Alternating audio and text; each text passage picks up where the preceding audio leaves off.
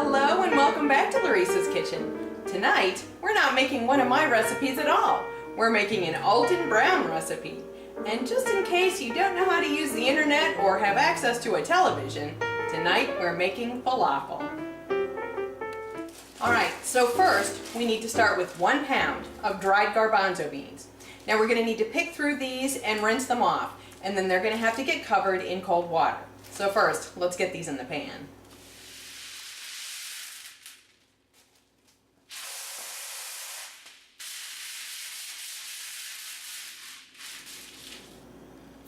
Okay, this actually looks fairly clean.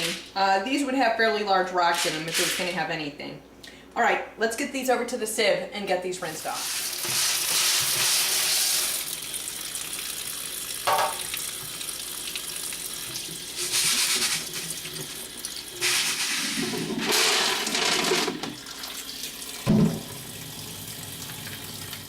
Okay, these chickpeas have been covered in about 2 inches of cold water. Now, they're going to need to soak overnight. Tomorrow morning we'll look at this water and we'll probably have to change it because it's going to end up being kind of yellow and grungy.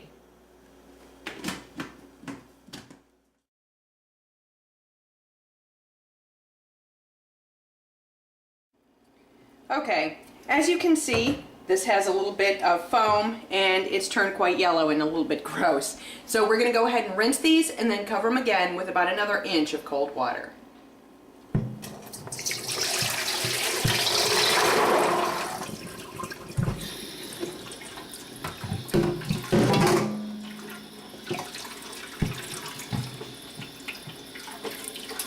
Okay, make sure you rinse out your container before you put the beans back in here.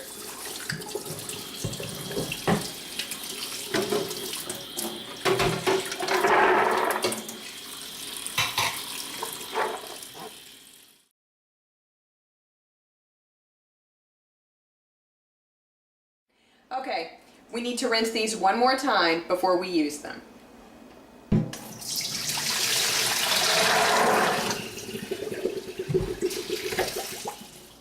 Alright, we're getting ready to put all of our ingredients together for these falafel. So I've got my 1 pound of chickpeas that I had soaking overnight and they've been rinsed. I've got 2 teaspoons of kosher salt, 1/2 teaspoon of fresh cracked black pepper, 1/2 teaspoon of cayenne pepper, 1 whole teaspoon of cumin seeds, and 1 whole teaspoon of coriander seeds. Now these are going to have to be toasted. I've also got aluminum-free baking powder. Now we're going to need 1 teaspoon of this. I know the Rumsford is aluminum-free. I don't know if the Indian is aluminum-free, so you'll just have to check. Alright, we've also got 4 to 5 cloves of fresh garlic smashed, 2 scallions roughly chopped. Now if you have small scallions, use 4. And then a couple tablespoons of fresh parsley. So first things first, we need to go toast our coriander and cumin seeds. Okay, we're just going to dry toast these spices, just like always. So I've got my burner on, medium heat or so, dry pan. Spices go in here.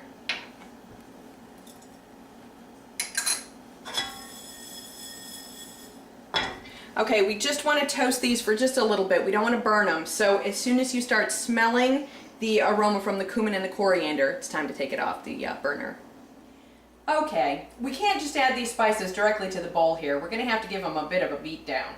So we're going to go ahead and put these into the mortar and pestle. And then grind them up just a little.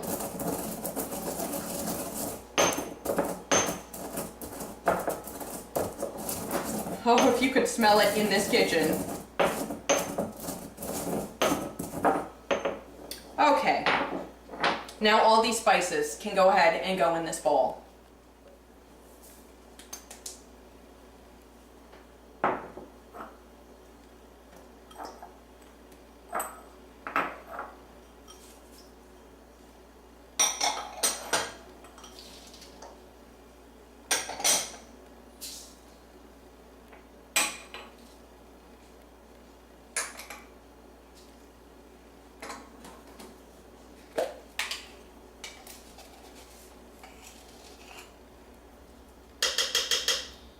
Okay, we just got to mix this all by hand.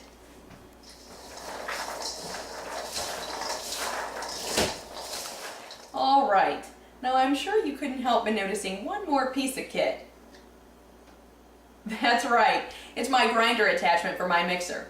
Now, the directions do say that if you don't have a grinder, you can use your food processor to pulse it, but you just run the risk of turning it into paste, and that is not falafel.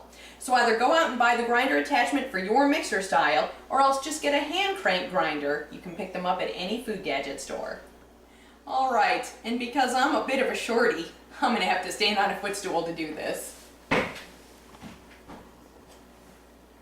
Okay, mixer on very slow.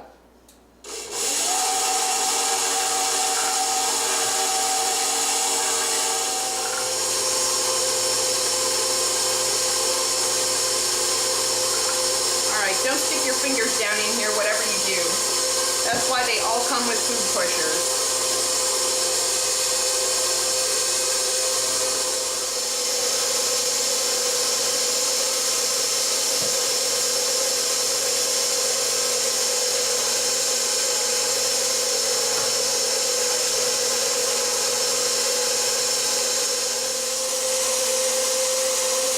Alright, just make sure to let your mixer run for a little bit after all the chickpeas have gone through. You'll have other stuff that comes out here, and that can go in here as well. Alright, so we just need to get this grinder apart a little bit here.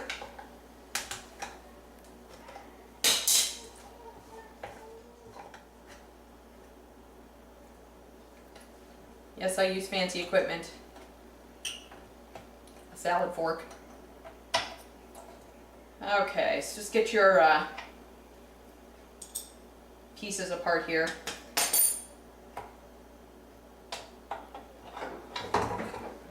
Okay. Alright. Now, the next thing we need to do is shape this into our falafels. Alright, it's time to shape these falafel.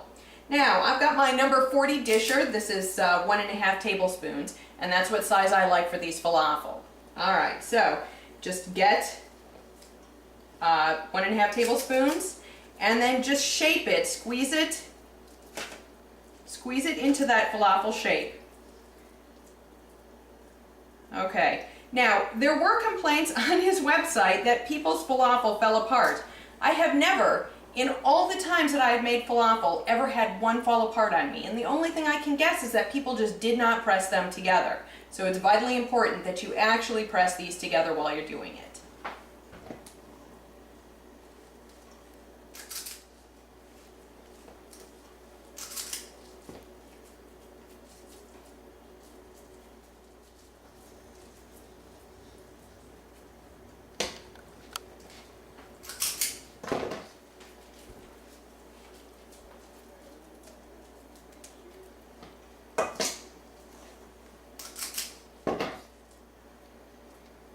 Alright, looks like I got about 28 falafel out of these. So now it's time to get over to the frying station. Alright, what's the most easily recognizable workspace in my kitchen? No, it's not my mixer. It's my frying station. 350 degrees is your target temperature. Alright, if you don't want to fry these as soon as you form them into falafel, you can leave them sitting on your counter at room temperature for up to 2 hours. That way you can make all this ahead, and then when your friends come over, you can quickly fry them and impress them like there's no tomorrow. Okay, we have to be very careful when we put these in the oil, so they go on a spoon and then down in. Now we're going to fry 8 of them at a time.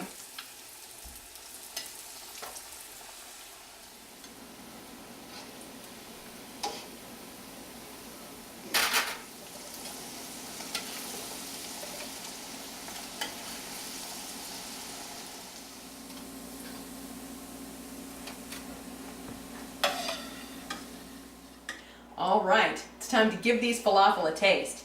Now, you may notice that none of these fell apart. Okay, this is a Greek yogurt sauce in lieu of tzatziki. You can find this recipe in a special episode extra.